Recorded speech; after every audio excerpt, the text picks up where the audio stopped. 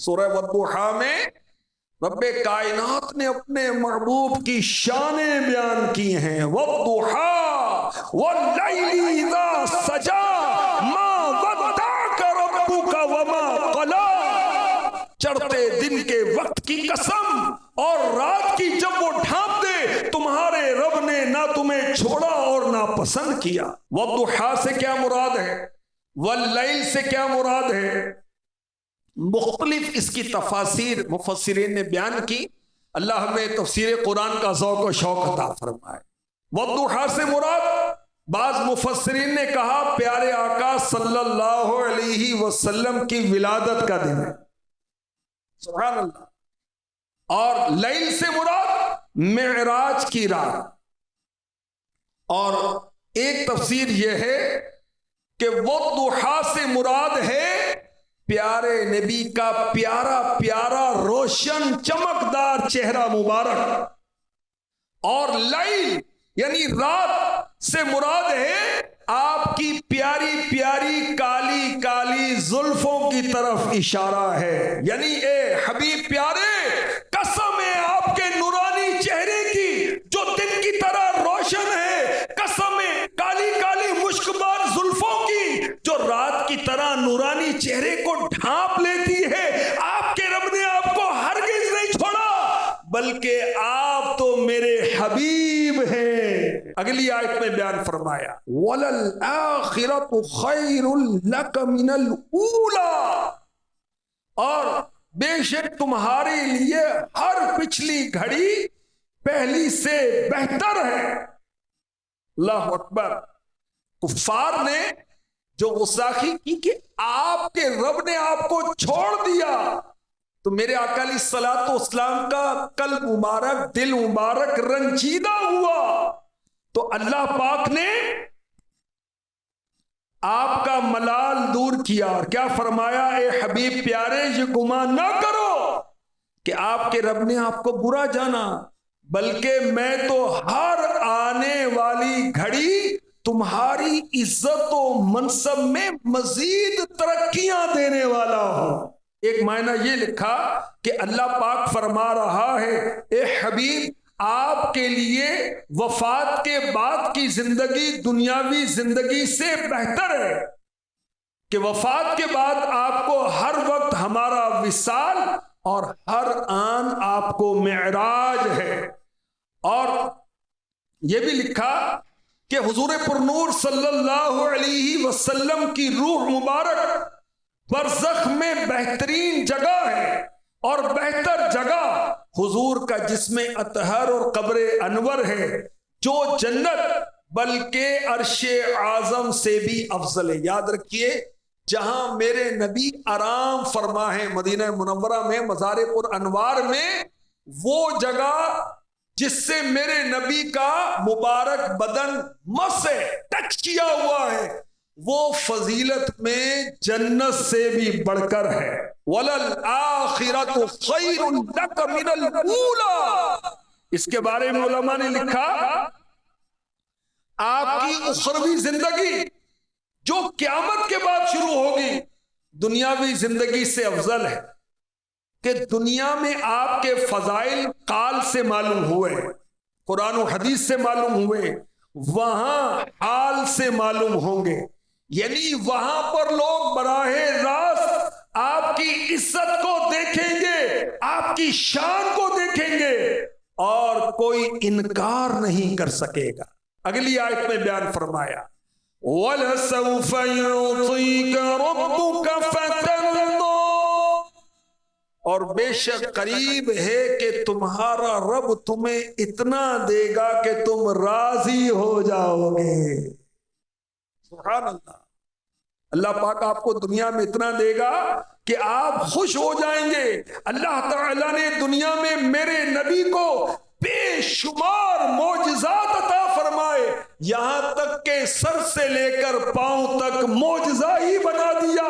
جب یہ آیت نازل ہوئی وَلَسَوْفَ يُعْطِيكَ رَبُّكَ فَتَرْضَىٰ, اے محبوب ہم تمہیں اتنا عطا فرمائیں گے کہ تم راضی ہو جاؤ.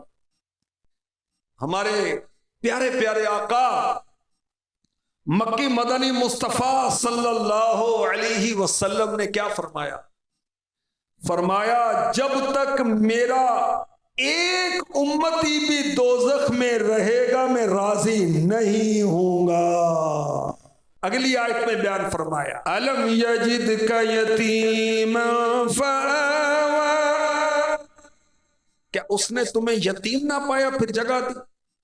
کفار نے کہا تھا کہ آپ کے رب نے آپ کو چھوڑ دیا، تو اللہ پاک نے اس کا ایک جواب یہ بھی دیا کہ اے محبوب جب آپ کا بچپن تھا، آپ کے والدین دنیا سے رخصت ہو گئے تھے، تو ہم نے اس وقت بھی آپ کی پرورش فرمائی، آپ پر اپنا خصوصی لطف و کرم فرمایا، معراج کی رات عرش کی بلندیوں سے مشرف فرمایا، اور آپ سے فرمایا اگر آپ کو پیدا نہ کرنا ہوتا تو ہم یہ افلاک نہ بناتے۔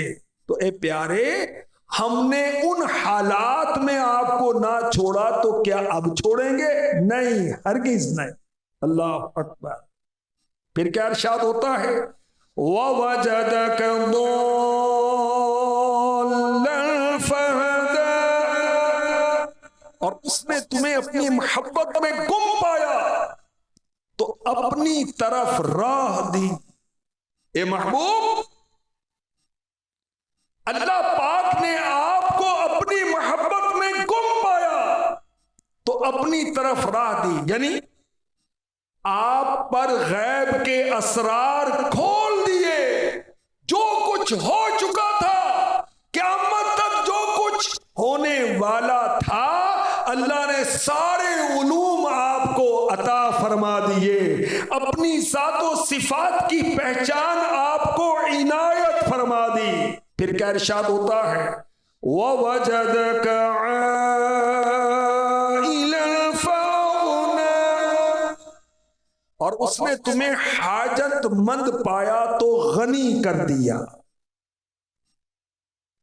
ساری کائنات میرے محبوب کی نیاز مند ہے۔ اللہ اکبر۔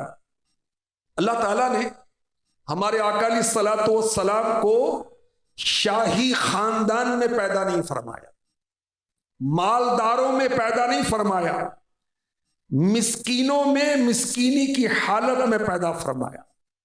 کیا حکمت ہے؟ تاکہ کوئی یہ نہ کہہ سکے کہ اسلام کا عروج مال کی وجہ سے ہے، حکومت کی وجہ سے ہے۔ علماء نے یہ بھی بیان کیا کہ اللہ تعالیٰ نے محبوب کو زمین کے سارے خزانوں کی کنجیاں عطا فرما دی۔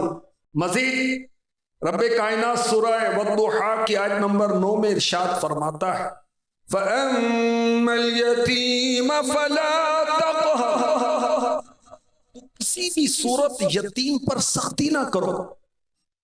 یہ اللہ تعالیٰ اپنے محبوب کی تربیت فرما رہا ہے کہ یتیموں کے دل ٹوٹے ہوتے ہیں، تو ان پر رحمت اور شفقت والا معاملہ کرنا ہے۔ ایسے نادان پائے جاتے ہیں جو یتیموں کے مالوں پر قبضہ کر لیں۔ مثلا بھائی کا انتقال ہوا اور اس کے چھوٹے بچوں کی وراثت میں جو مال آتا ہے ان کو نہیں دیا جاتا، اس پر قبضے کر لیتے ہیں۔ اللہ کی پناہ، اللہ کی پناہ۔ تو ان کو عبرت حاصل کرنی چاہیے۔ مزید رب کائنات سورہ والضحیٰ کی آیت نمبر 10 میں ارشاد فرماتا ہے وَأَمَّا السَّائِلَ فَلَا تَنْهَرْ، اور کسی بھی صورت مانگنے والے کو نہ جھڑکو۔ اے محبوب، آپ کے در دولت پر کوئی سوالی آ کر کچھ مانگے، اس کو جھڑکنا نہیں، کچھ دے دے یا اچھے اخلاق سے پیش آئیں یا نرمی کے ساتھ اس کے سامنے نہ دینے کا عذر بیان کریں۔ محبوب کی مختلف شانیں بیان کرنے کے بعد اللہ پاک اپنے محبوب کو فرماتا ہے وَأَمَّا بِنِعْمَةِ رَبِّكَ فَحَدِّثْ، اور اپنے رب کی نعمت کا خوب چرچا کرو۔ کون سی نعمت؟ وہ نعمتیں جو اللہ پاک نے اپنے محبوب کو عطا فرمائی، اور وہ نعمتیں جن کا اللہ پاک نے حضور سے وعدہ فرمایا. یاد رکھیے نعمتوں کا چرچا کرنے کا اس لیے حکم دیا گیا کہ نعمت کو بیان کرنا شکر گزاری. جو میلاد شریف مناتے ہیں، 11ویں شریف مناتے ہیں، بزرگان دین کا عرس مناتے ہیں، یہ بھی اللہ کی نعمت کا اظہار کرتے ہیں. اور یہ بھی پتہ چلا کہ نعت پڑھنا بہترین عبادت ہے کہ پیارے آقا علیہ الصلوۃ والسلام کے مبارک اوصاف ہمارے لیے بھی اللہ پاک کی نعمت ہیں کہ حضور انور صلی اللہ علیہ وسلم کی شان کی بلندی سے امت کی شان بھی بلند ہوتی ہے. اللہ اکبر. تو سرکار دو عالم صلی اللہ علیہ وآلہ وسلم کے اوصاف کمالات کا ذکر کرنا اللہ پاک کی نعمتوں کا چرچا کرنا ہے. اور یاد رکھیے نبی پاک صلی اللہ علیہ وسلم اللہ کی سب سے بڑی نعمت ہے.